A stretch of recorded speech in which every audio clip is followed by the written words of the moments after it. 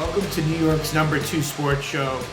Darren Waller has announced his retirement from the NFL. This was something that we had heard about for a while during the offseason, that he was weighing the possibility of stepping away from the game, and ultimately he has made that decision.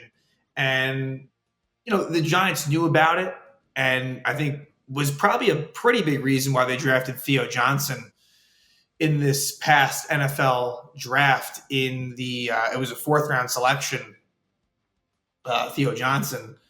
But it's disappointing that Darren Waller didn't work out at all as a Giant. And you knew the risk. You knew, certainly from an injury standpoint, really being the big one, that he has trouble staying on the field. And that did unfortunately play itself out again with the Giants in 2023. But it was a reasonable deal at the time. It was Darren Waller for a third-round pick, and it was the third-round pick that they had gotten when they traded away Kadarius Toney. So now that trade ends up being Kadarius Toney for Darren Waller and Trey Hawkins. So there was a point in time last year when that was looking somewhat like a steal, when Trey Hawkins was having a really good training camp and preseason, but obviously things change. But yeah, Waller, he had a very, very good training camp, and by extension, preseason as well.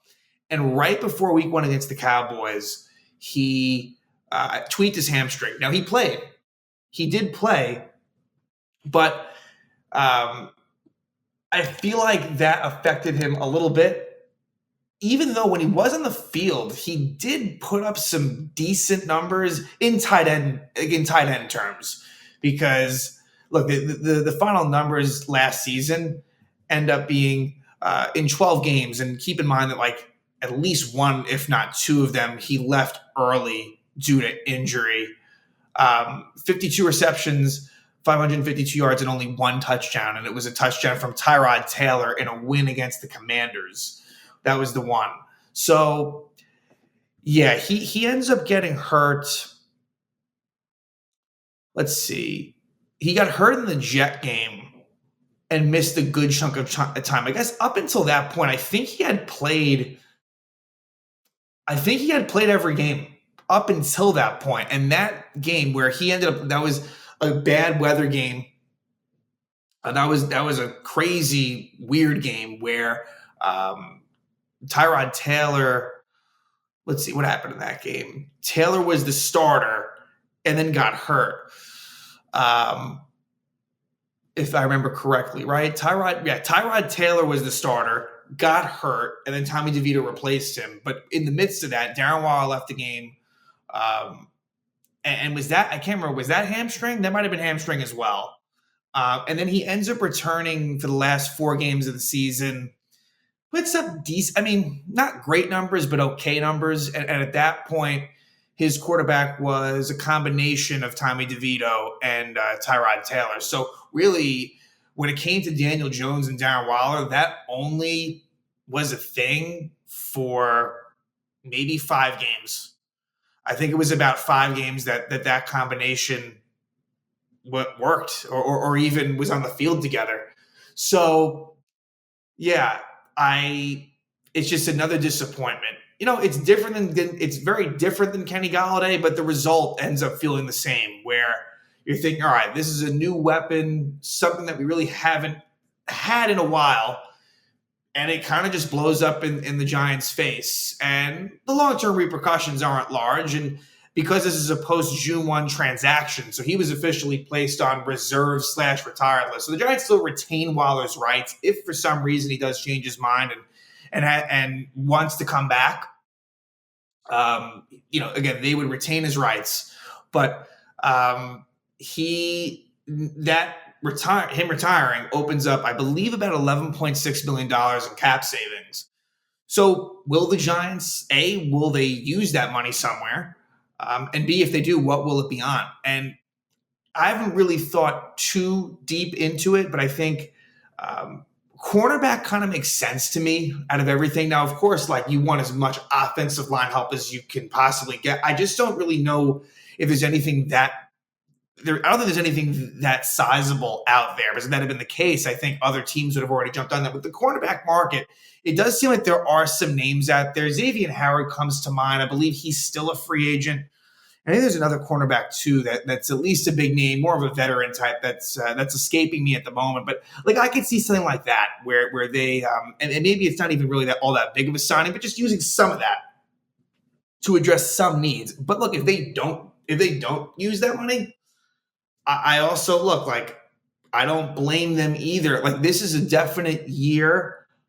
I don't want to say a transition, but I don't think expectations are through the roof. And I think it's all about team building and, the young players progressing. And it's obviously a really big year for Daniel Jones. And of course, you want to win as many games as you can. That's the nature of the business. But at the same time, I think they're going to be wise about how they spend their money, but it's good to have the space. It's good to have the flexibility. And so Waller being gone now does provide a little bit of that. So that will be somewhat interesting to see as the months progress if they do anything on that front. But let's discuss the tight end room, which isn't all that horrible. Like it feels like there is some depth as far as the tight ends are concerned. Now, obviously, you lose Waller, and that is a big loss for what he could have given you. Really, the two names to look at are Daniel Bellinger and Theo Johnson. So Daniel Bellinger will be entering his third year. I would consider last year somewhat of a disappointment in the fact that he just didn't make much of an impact in the receiving game. Now, a lot of that was by design. Again, with Darren Waller coming in, you kind of knew that Bellinger wasn't going to be relied upon. But obviously, Waller was hurt for a little bit. And just in general, just felt like Bellinger was phased out a bit. But I thought his rookie season was more than solid. And so we know that he's capable of, making some catches, making some plays, and he is a pretty good blocker. So I think Bellinger will be, I guess, the de facto starter. Like in terms of when you look at the depth chart, he'll be considered number one. But Theo Johnson, he would kind of be more of that Waller replacement, more of the receiving tight end threat. And I am excited about him. I think that, the athleticism is there, the size is there. Like there's a lot that he can bring that Daniel Bellinger can't. And so like Bellinger, a little more versatile in a way, but Theo Johnson kind of jumps off the screen a little bit more. And so the rookie out of Penn State he's got a chance to do something with this opportunity. So those are the two big ones. But then also, look, there are some familiar names as far as backup tight ends, one being Lawrence Cager. And I think Cager becomes interesting only because, again, like if Theo Johnson struggles out of the gate, Cager is like your other receiving threat as a tight end. Then in terms of like more blocking tight ends, the Giants did sign Jack Stoll, formerly of the Eagles. Chris Manhertz, who's been around for a while. He, I believe, most recently with the Denver Broncos. There is Tyree Jackson on the roster. And I think he might fill more into that Theo Johnson, Lawrence Cager type role, whereas Stoll and Manhertz more of those, again, blocking tight end types.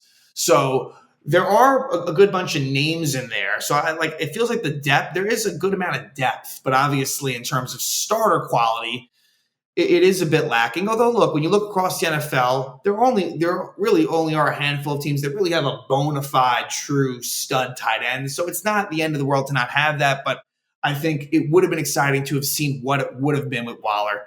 And look, like he did, he had more to give. As much as I feel like he was probably on the decline, I think it was more of just a mental, emotional thing for him. And apparently there was a near-death experience that happened during last season. I think actually around the time that he was hurt.